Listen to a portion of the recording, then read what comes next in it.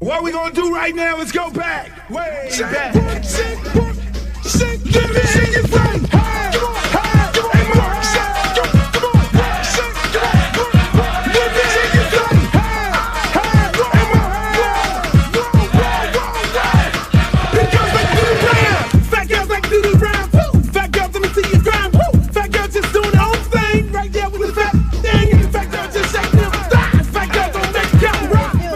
Baby. What's up? I thought you was gonna start hanging out with the big girls again. What is all this trash?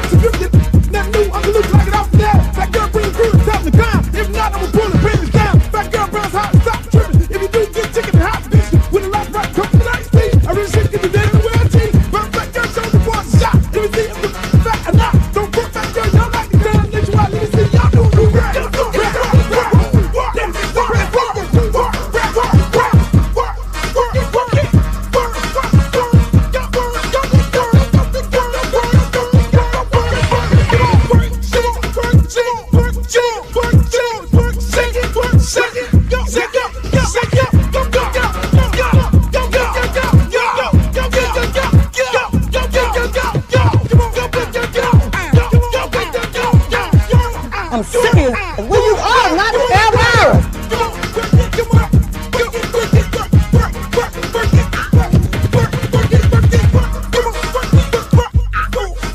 Oh, not the Britney Spears. Hey, how you doing?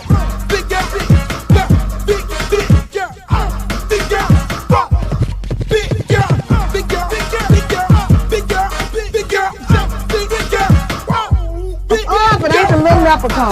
Girl, your wings is so up. You look a mess. All about the big girls. What about the big girls? Big girl, work it, work it, work. Big girl, work it, work it, work. Big girl, you done suck all the fat off your ass.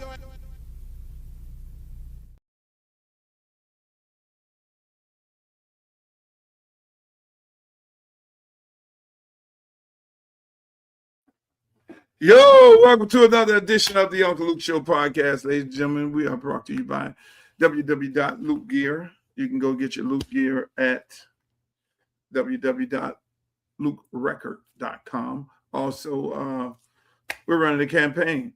This is a campaign to win it. I'm lost for words today. You can see I'm a little confused because I normally do the show on Fridays, Monday, Wednesday, and Friday. But this is a special edition of the Uncle Luke Show podcast because there have been some special things that have happened that came out of the Supreme Court. Later on tonight, I'll be on a show, West Side Gazette. Make sure y'all check that out, West Side Gazette. They're on YouTube. But today it is a very, very, very special uh, edition of the Luke Show because Donald Trump has gotten his Supreme Court to rule in his favor to basically deport people, taking away their temporary protective status, which is called TPS. You probably heard that in the news. And so that is a very serious issue that is that warrant me to get on here right now because I'm running for Congressional District 20. And in Congressional District 20, there are quite a few people, a large amount of Haitians that are in this district that are here on temporary protective status. And their status in this country is up, is up for revoke, put it that way. Supreme Court made this ruling today to take away these good folks' protective status. Now, there is a bill that went through the House that, bipartisan group of Democrats and Republicans passed a bill to extend the temporary protective status for immigrants in this country, to extend it to extend it 3 years. It has to go through the Senate, which will be on Tuesday. The Senate then has an option to vote on this particular bill, and that would then need to go to Donald Trump to sign off on. But he just got this big win today. So the likelihood of him signing off on this bill is slim to none. And even with that, I mean, he just had a big pissing match with Senate Republicans about supporting a homeowners bill, which would not allow any organization to own over 360 houses, which would, which is it's a big major developers bill. And as you know, the developers are heavily in the space of politics because these developers want to come in and develop, gentrify, put up over 360 units in any situation. So that, even though that was voted on bipartisan with the Senate and Congress, that has Trump had this big fight with that because some Republicans kind of pushed back on his war. They wanted to know what the hell is going on with the war. Nobody knows. And their constituents are getting antsy. Republicans know that there's a strong possibility that they're going to lose the midterm. And that is why they're working with Democrats. And Democrats are working with them so that they can get some things passed in this toxic environment. And so it's coming down the line, man. August is here and November will be here before you know it. These midterms are going to tell a whole lot. That's why because I'm running for Congress, hoping that you guys vote for me, hoping that you support this campaign, so we could bring the change into Washington that's so desperately needed, which is what it's all about. I mean, that's what I'm running for. I'm running on change. I'm not running to be the guy to go up in there and do business as usual. Right now, today, there's a lot of people in my district that don't know their faith. And I mainly blame it on the individuals who I'm running against.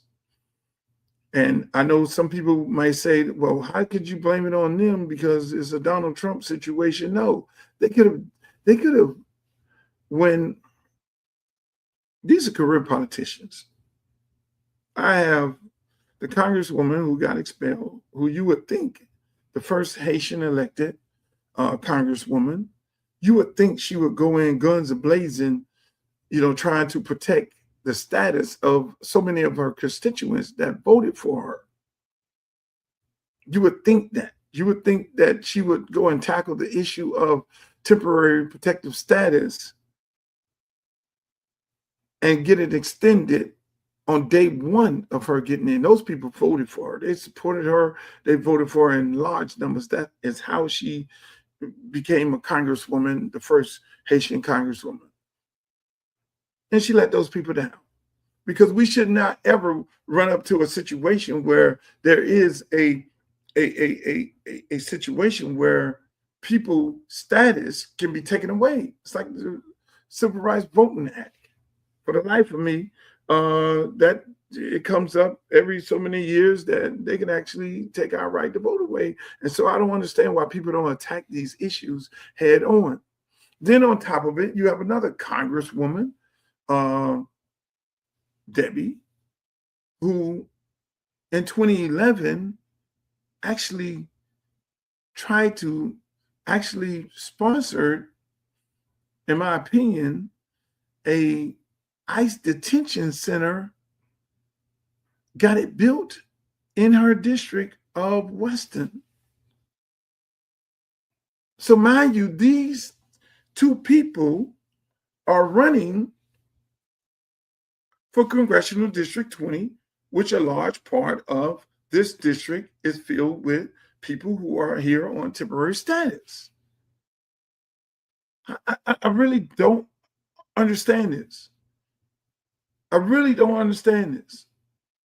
How could you, like, these people just have no morals. And then you have the former mayor in this race, who's Jamaican, by the way. I'm half Jamaican, I'm half Bahamian. But he's Jamaican everything. Jamaican, don't care nothing about nobody but Jamaican people. That's fine. If that's what we cape for.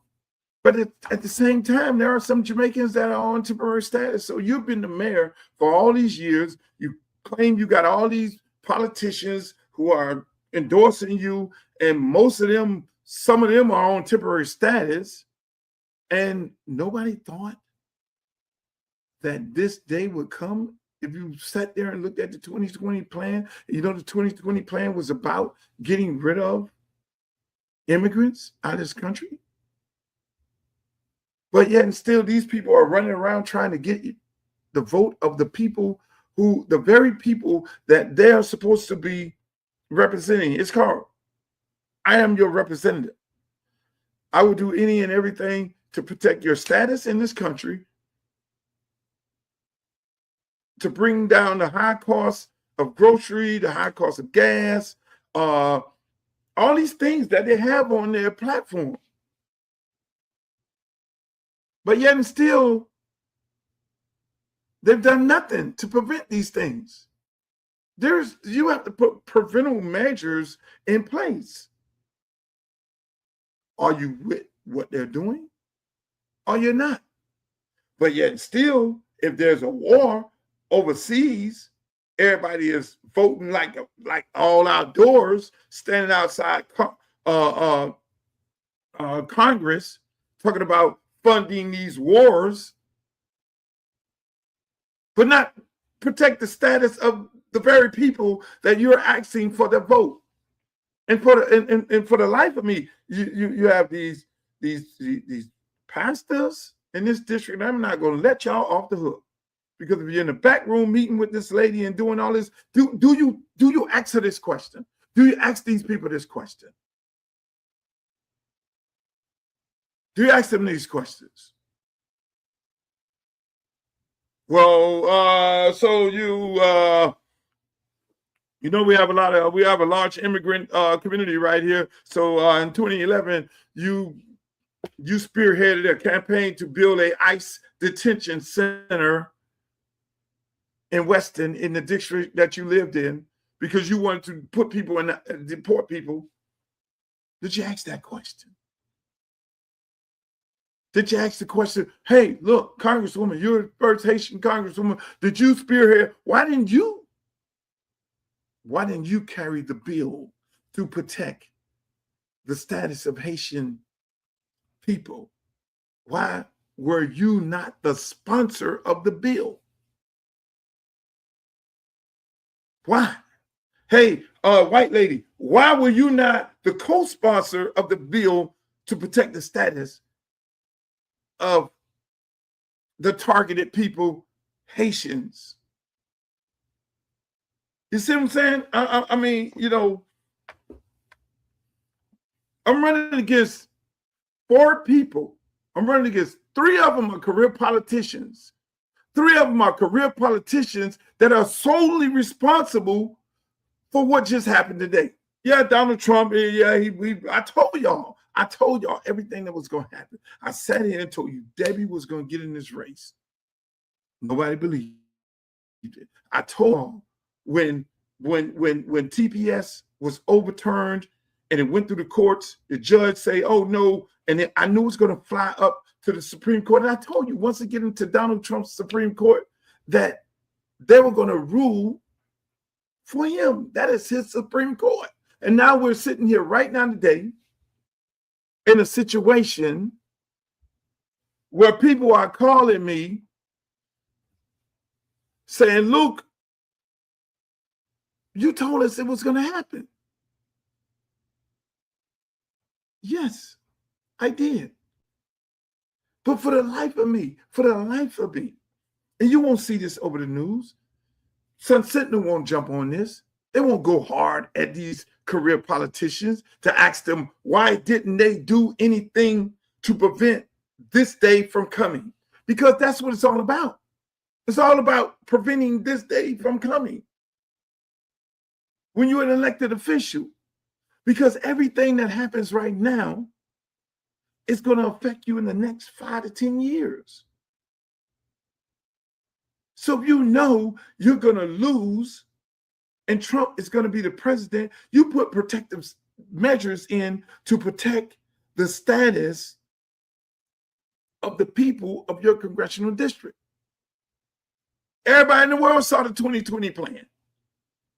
They knew what he was coming in. He was, the border. As soon as J.D. Vance jumped out there and started saying Haitians eat cats and dogs,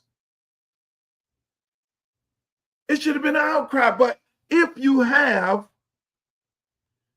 an embattled congresswoman, and if you have a white lady from another district right next door to you, who, by the way, now is running for you, don't say nothing, and her homeboy Moskowitz, don't say nothing, and Lord Franco up in Broward, don't say nothing. None of these people said nothing, but yet and still they want your vote.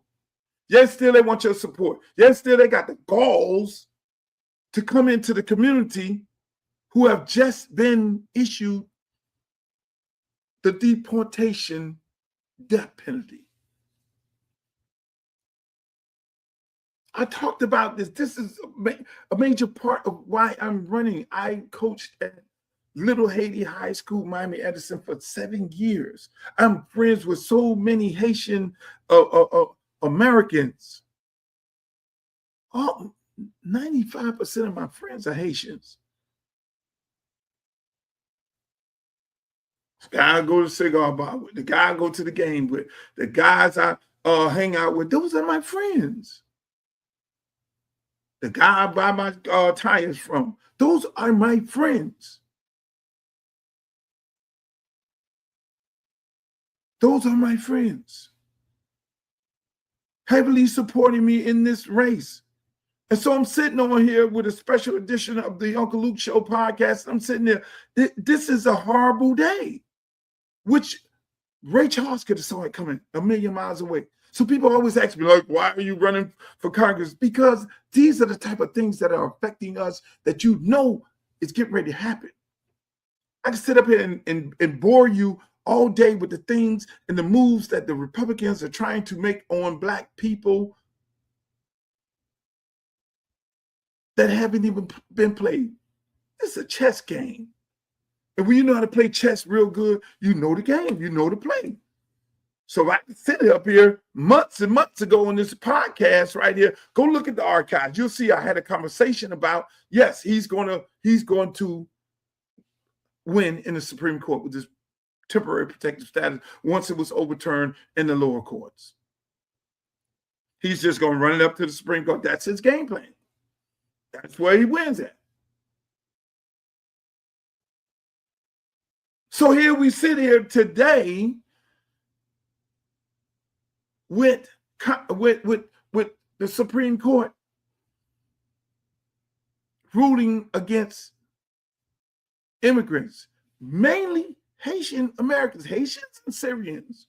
He pointed out those people, and a large part of those people live in my district.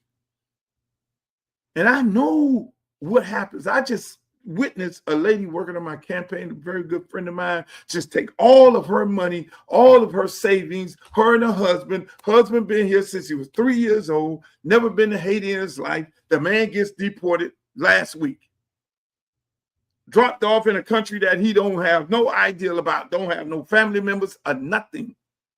She spent all of her money, her life savings on the damn lawyer, her and him.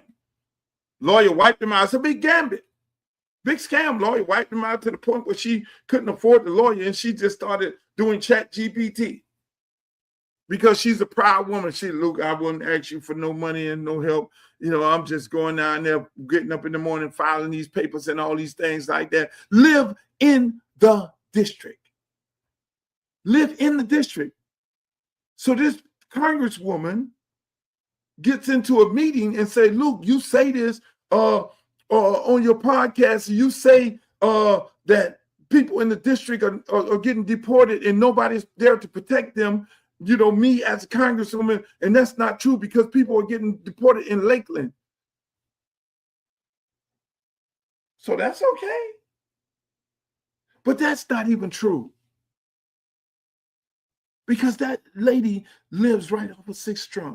They picked her husband up while they were bringing in groceries. That is what is getting ready to happen right now. Everybody's like, Luke, you got to talk to somebody because of the Senate on Tuesday. They can pass the bill to protect these people from temporary protective status. Yes, the Senate can pass a bill. Now, you got to go and talk to some Republicans. I'm not in Congress. You have two people that are still sitting there claiming to be incumbents that ain't saying one damn thing about it. Because you got one, Debbie, in 2011, sponsored an ICE facility in Weston to get built. Don't take my word for it. Look at her tweet. She was so excited. Look at her tweet. It took a congresswoman from Massachusetts to sponsor the bill that went through Congress right now to protect the status of these people. And not these people around here. And when you look at the good people, these good Haitian people, they don't bother nobody. They go about their business. They work hard. They don't bother nobody. They ain't got no. The man ran on. Oh yeah, we gonna get rid of all these cartel gangs and all this and all these. Them people don't bother. Those people are hardworking people. You go to Joe Stonecraft. Look in the kitchen, Haitians. You go to Mar-a-Lago. Look who in the kitchen. Look who cleaned up the place. Haitians. You go to any one of these hotels around here. Good Haitian people. So now you're gonna deport them.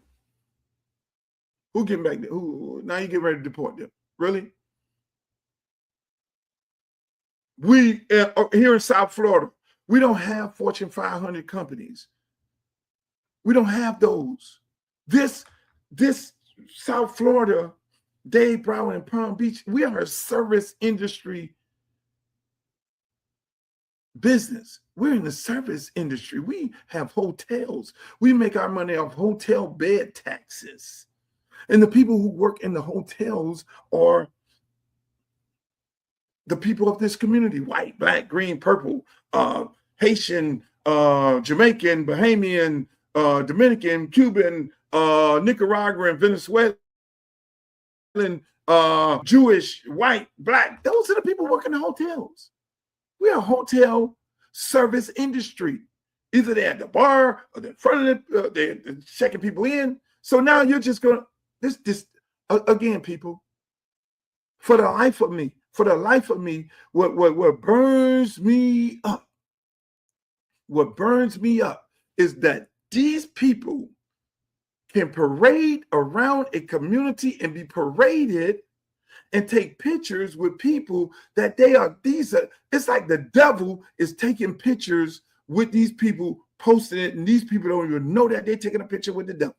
They don't even know that they're taking a picture with the gentrifier. They don't even know they're taking a picture with an individual who sponsored a bill and got money to open up our ICE detention in her district. They're taking pictures with people and asking for support of people who look like them, talk like them, from their country, and don't give a rat's ass about them. But yet and still, you got me running.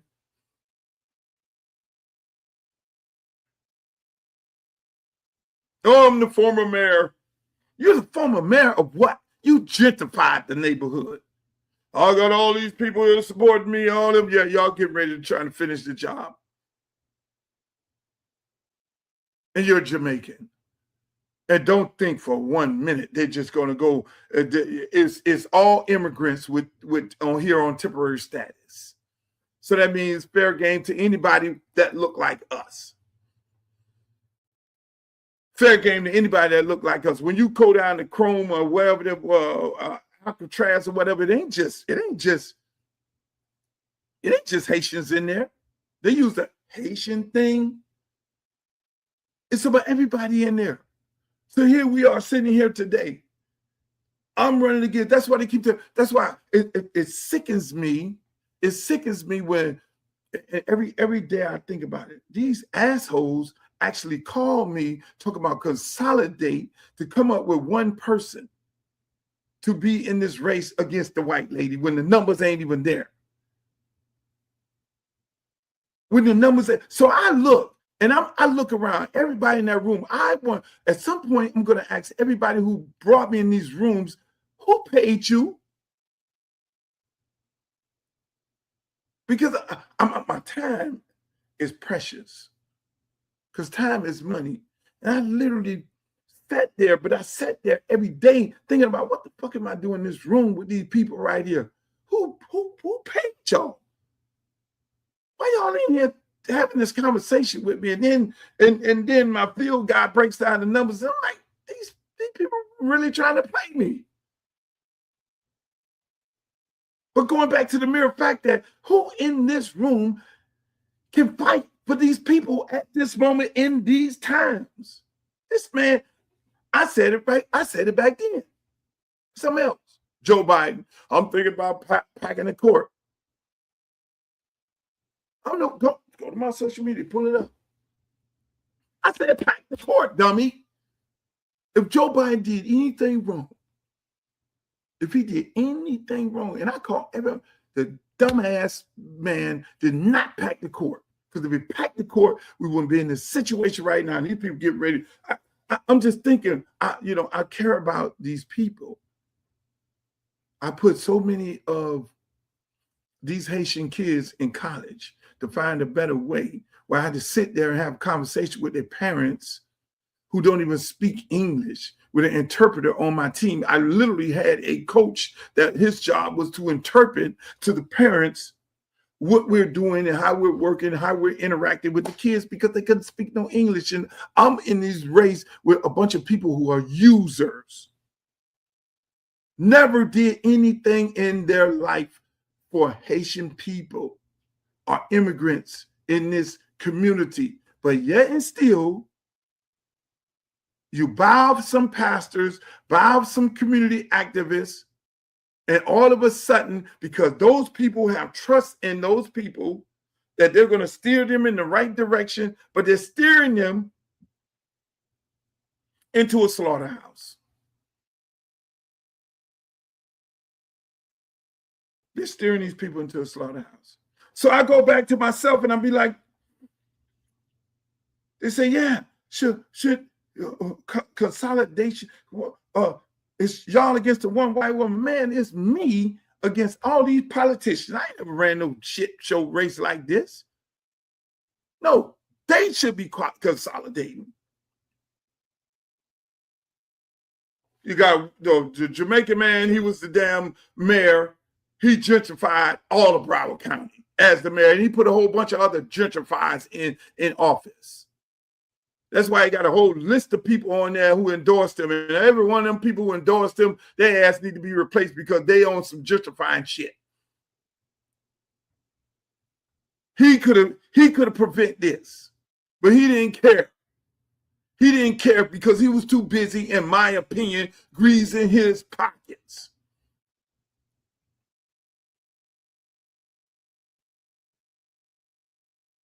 Kids in jail for the same thing. Then you have the congresswoman who resigned, running in the race. For the life of me, still trying to figure out what's going on here. While you're still running, you need to be worrying about your personal business. You don't care about the people. She doesn't care about these Haitian people. You only care about yourself. You should be getting behind a candidate that you know that's going to do the right thing for these people, a candidate that has done the right thing for these people, but no, the ego is too fucking big. You have a federal indictment. The feds have a 90% conviction rate. Only thing you'll do is split the vote. Everybody, in my opinion, everybody ain't enough for the white lady. You have no way of winning. You didn't do nothing to protect these people's status. Your own people. People ask me, why are you running? Why are you? Because that's what I do. I go into bad situations, I fix it, and it comes out better than I found it. A lot better. Go to Miami, Edison, see how dirt football field, no irrigation system, is turf right now. A building that's dilapidated with rats and infested and all kind of shit in the building, it's remodeled with a state-of-the-art locker room. Go to a park where we're in rat-infested, one boxing gym, it's renovated, a 28-acre park. I put in the work. Same thing, put in the work to help them get the resources and overtime for $26 million. I put in the work.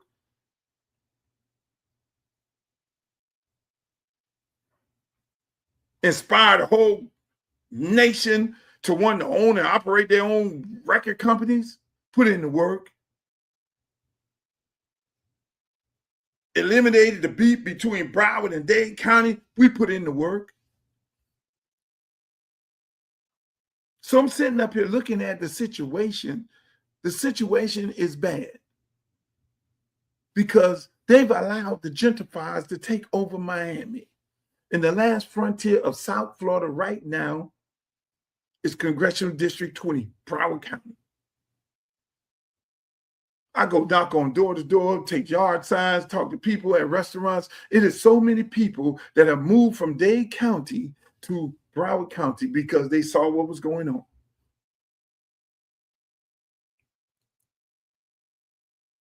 And the good people of Broward County, they're there. They got business, they restaurants, clubs, bars, all that. It is vibrant. It works. In Miami, it's gone. All that is gone. People can't afford to live here. This is the whole play, people. They make it, and it ain't just Haitians, it ain't just blacks, it's all of us. When you see Elon Musk, Bezos, and all these trillionaires start moving into the city, and you can tell that Mayor Philip Levine told y'all what to play. We're making this shit like the Rivieras. Well, who the hell can afford to live in the Rivieras? So you might be sitting up there, white, Jewish, Hispanic. Oh, they ain't me. They going after the black people. No, they're not. They're going to put y'all ass in the kitchen as soon as they get rid of the Haitians. The cost of living goes up. It's no Fortune 500 companies here. What you got? Law firms? You got Berkeley? You got downtown You got downtown Fort Lauderdale? Really? You got Los Olas? Where's the Fortune 500 companies that you can go get a job as if you're in Buckhead in Atlanta, where it's the Coca-Cola plant and the corporation of Mercedes-Benz and all these places where you can go get six-figure jobs? You don't have that here. This is a service industry. That's what you have here.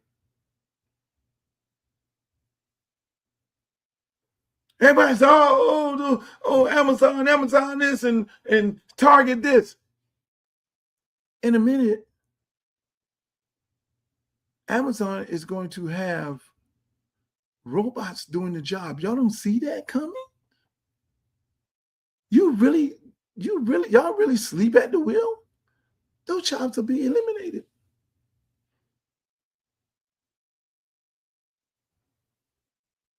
All eliminated.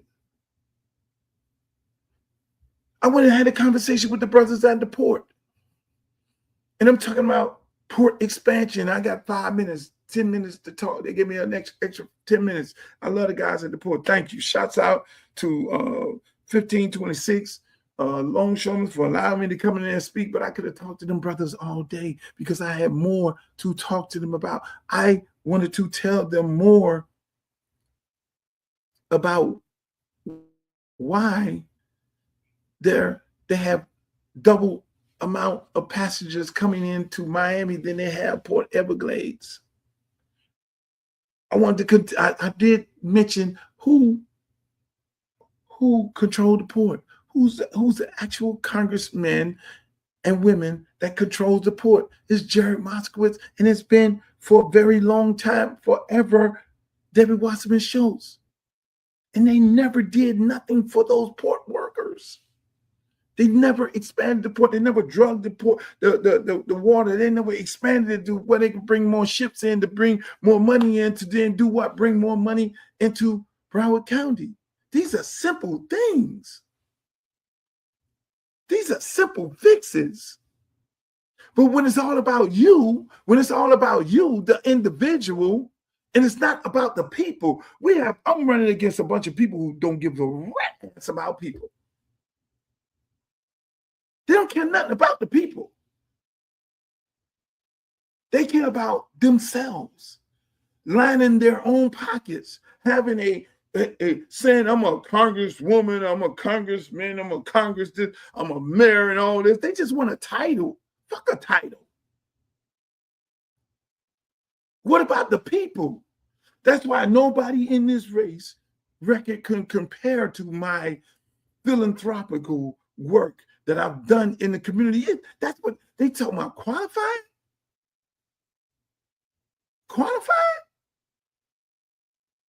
Qualifying, they should have on that simple ass application that you need to have done X amount of community hours and have done X amount of community service in order for you to be able to qualify to run. None of them people. You got this, the white woman, what she did. Came straight out of the University of Florida, went directly into politics. Never owned a company, never worked for nobody, straight into politics. So you're going to talk about job creation and small businesses? She can literally have a conversation with you about small business. Mind you, small business, and help a whole lot of people open up their small businesses and help a whole lot of people become multimillionaires. You're going to talk about, the kids at the school and helping them with trade schools and these different things of helping them become better people and helping them get jobs to go on and be great people in society. Even the ones who decide that they don't want to go to college. How could you talk about that when you never lived that life? Tons of kids went to college, finished college, got beautiful families. Them fucking people in this race, excuse my French, can't come nowhere near my resume. Nowhere near it.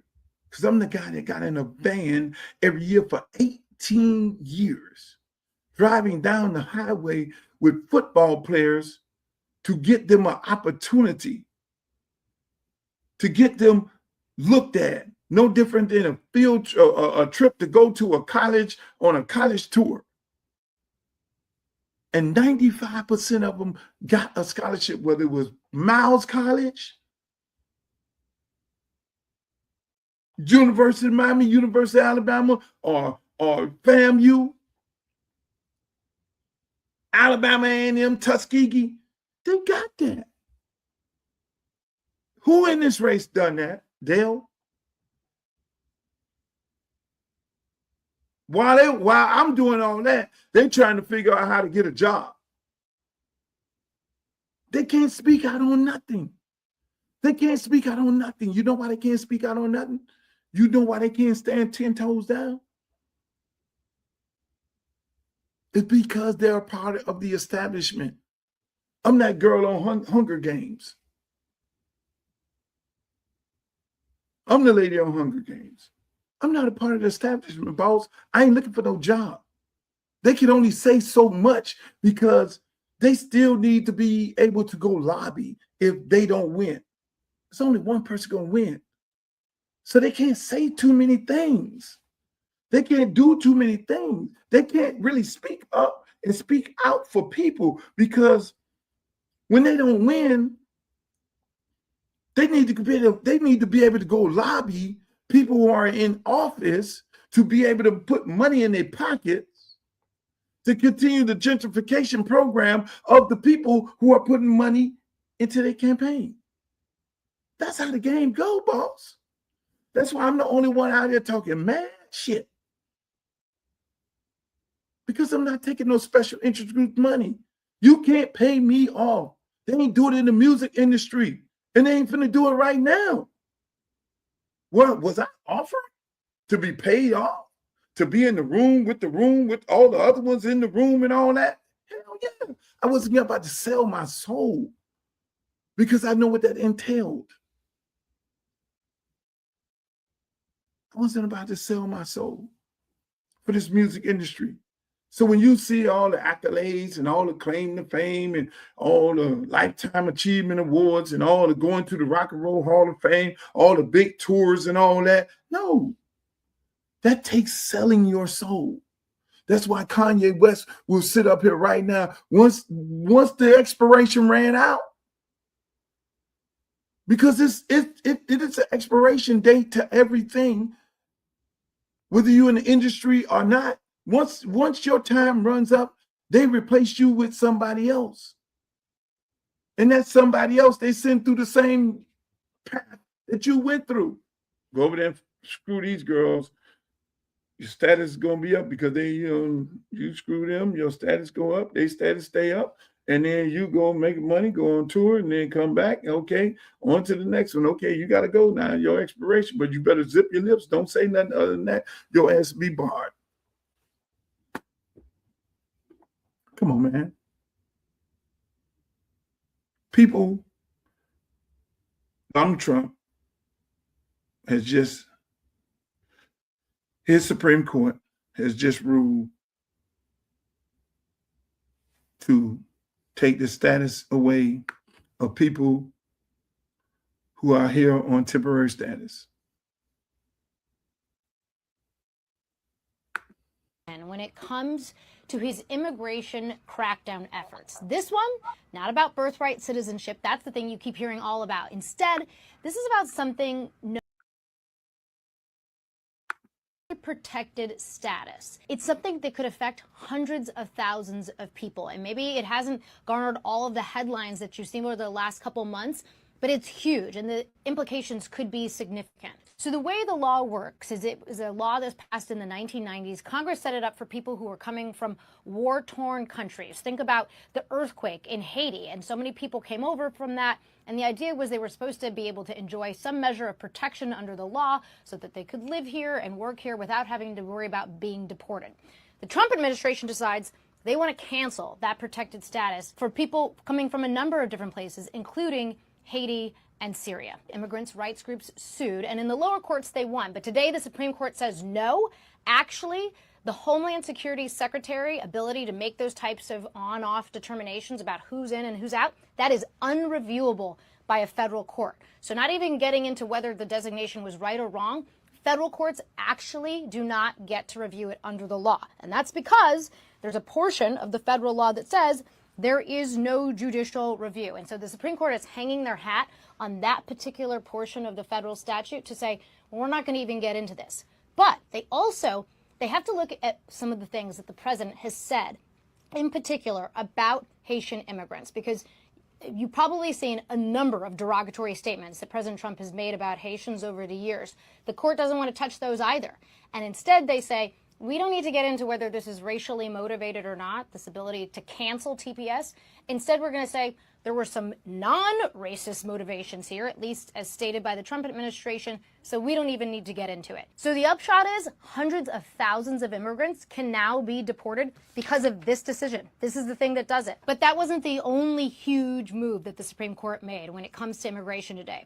There's been this whole debate about what happens to people who are trying to claim asylum at the U.S.-Mexico border. Once they step on U.S. soil, it's clear under the law that they get to make an asylum claim if they satisfy a whole bunch of conditions. But what if they never step on U.S. soil? What if they're still actually on foreign soil? Well, today, in another big decision, the Supreme Court says if they have not yet stepped on U.S. soil, the Trump administration gets to turn them away at the border, meaning they have to go back to their home country, go back to Mexico. Again, a huge double whammy when it comes to the president's immigration efforts. And we're still waiting to see what the Supreme Court does with birthright citizenship. As you can see, where we're at. That's where we're at.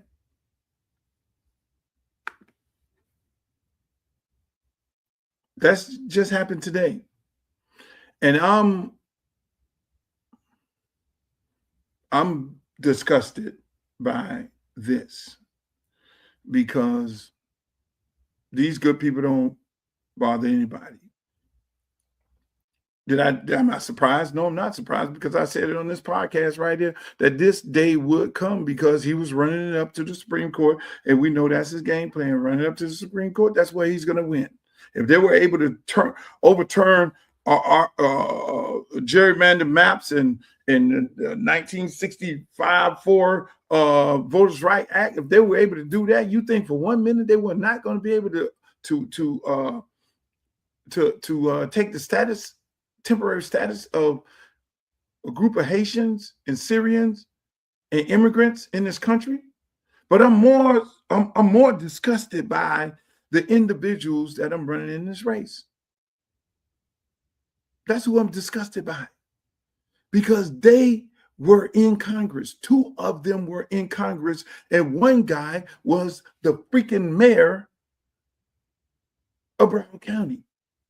These are the career elected officials that know that these people are on the first thing of TPS, temporary protective status, temporary. So why not create bills to take the temporary off the status, protective, off the temporary off, and create a pathway of these people being able to live here free of any temporary status?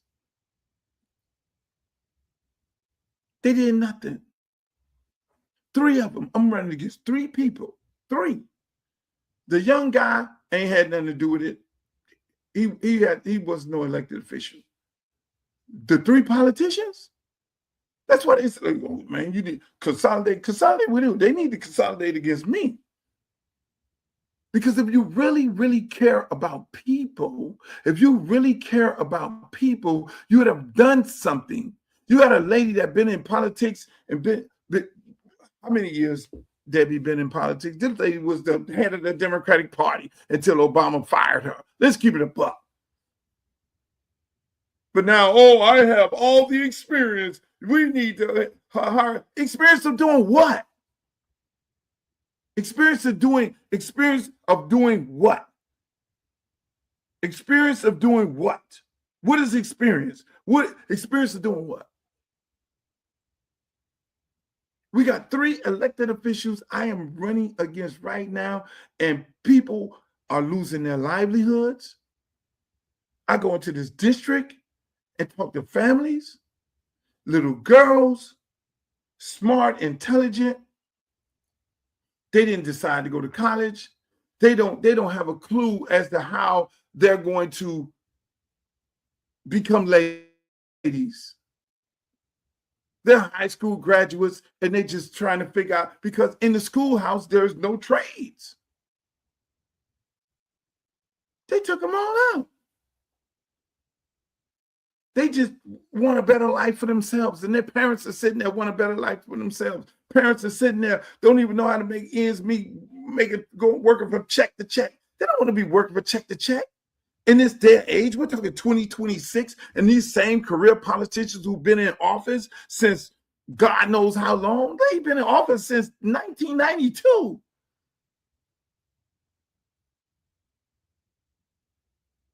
And they're just running. Look, man, I sit there and look at these people, man.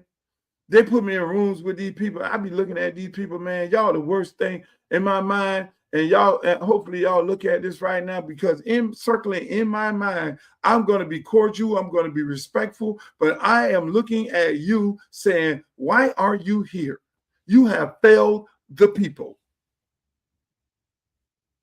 You could have took the temporary off these people protective status a long time ago. You could have dealt with that day one.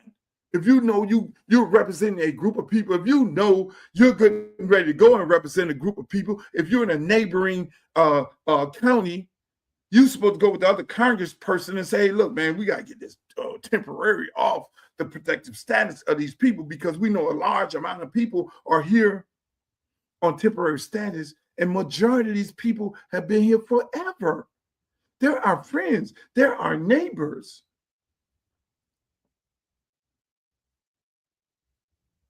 But they did nothing about it.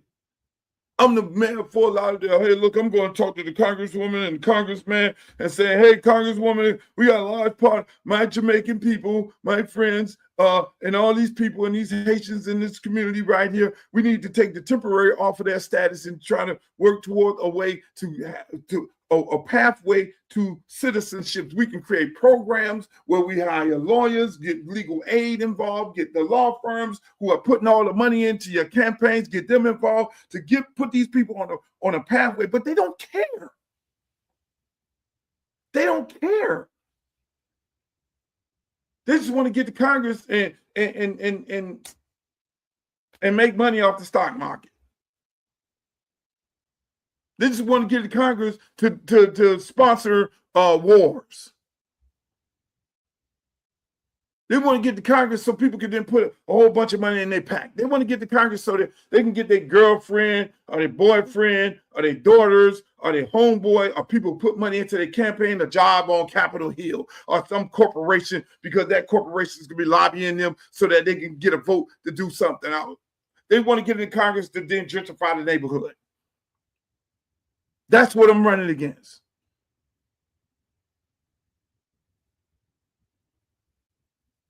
It's sickening, people. It's more than sickening. This is a very bad day. I lost a good friend of mine, Michael Hopkins, founding member of Liberty City Optimists. Lost another good friend, Coach Clark, who I met getting kids in college. He worked at Southern University, young guy. Coach Clark can't be 40 years old. Passed away in his sleep.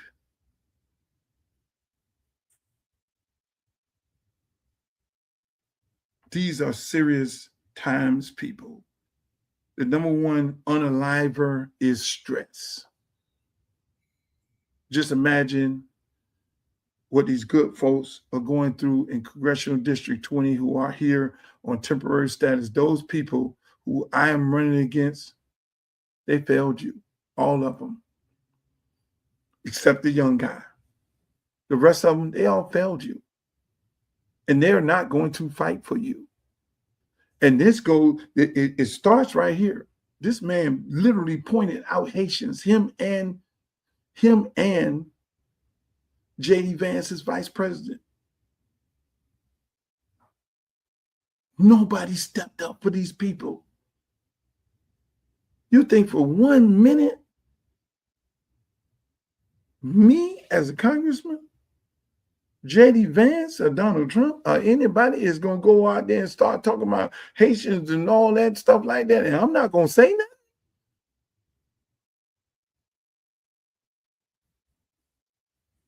You got me fucked up. You think I'm not going to, you think I won't fight for these people? But again, everybody ain't in it for the people.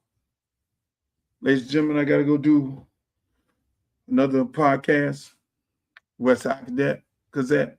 I want to thank you all for being here. We're going to continue to fight. I want you all to send your senators right now because the game ain't over. Send your senators around the country an email. Just shoot them an email. Tell them they have a big vote on Tuesday. That the Senate, if the Senate votes to pass the bill that was sent in through Congress through a lady from Boston. Shots out there, Congresswoman. Got it passed in a bipartisan way. It goes to the Senate. And we're asking these senators to vote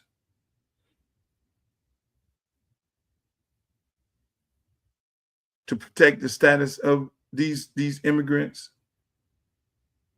Please send that email into them, whether you're Democrat, Republican, or whatever you may be. Send it into your senator. Right now is a very important time. And we all could pray by Tuesday that it gets passed, but then we're going to have to deal with the orange man because he has to sign it into law. And the likelihood of him doing it, if a lot of senators pass this bill, if a lot of senators sign on to it, it will kind of force him to then make a decision. And if I got to get on the phone and find the orange man through some of the people I know, trust me, I'll be the one putting in the phone call. But you would think 2 sitting Congress women in this race can't get on the phone and call this man. Can't get on the phone and call this man. Can't get on the phone and call Donald Trump. Can't get on the phone and call up senators. But right now they'll look at this broadcast and say, oh, I'm getting on the phone and call some people. Or if the Senate passes, they're going to then try to take credit for it, which they ain't take credit for shit because it shouldn't be in the, these people should not be in the situation right now. That's my show, ladies and gentlemen. I love y'all. Peace. See you tomorrow. The next great congressman from the state of Florida, and his name will be Luther Campbell. I'm civil rights attorney Ben Crump, often referred to as Black America's Attorney General. I grew up in Fort Lauderdale, Florida, went to high school at South Plantation High School. My dad still lives in Parkway. We want to make sure we have a strong advocate from our community who understands our culture to go fight for us in the United States Congress. So make sure you go vote for Uncle Luke Campbell for Congress on August 18th.